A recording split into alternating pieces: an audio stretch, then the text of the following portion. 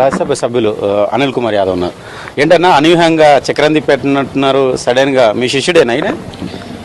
స్వామి గారు మా family member లాగా నాతో పాటు గత 15 సంవత్సరాల నుంచి ఎన్ఎస్యుఐ యూత్ కాంగ్రెస్లో పనిచేసుకుంటూ వచ్చిండు. ఈరోజు మొత్తం ఎన్ఎస్యుఐ కావచ్చు, యూత్ కాంగ్రెస్ కావచ్చు, ఇది స్వామి అనే ఒక ఎగ్జాంపుల్.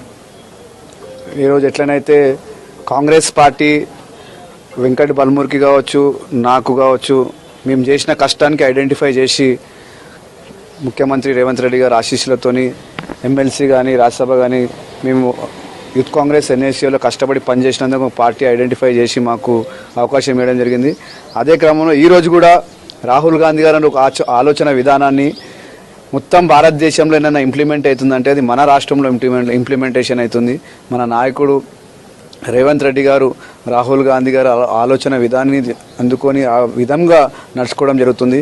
ఈరోజు ఎలాంటి పొలిటికల్ బ్యాక్గ్రౌండ్ లేని ఒక నాయకుడిని ఈరోజు రాష్ట్ర ఎన్ఎస్సీ అధ్యక్షుడిగా అపాయింట్ చేసిందంటే ఒక దళిత బిడ్డని, నిజంగా కూడా అది కేవలం కాంగ్రెస్ పార్టీ, రాహుల్ గాంధీ గారు, మల్లికార్జున్ ఖర్గే గారు, రేవంత్ రెడ్డి గారు నాయకత్వంలోనే ఇది సాధ్యం.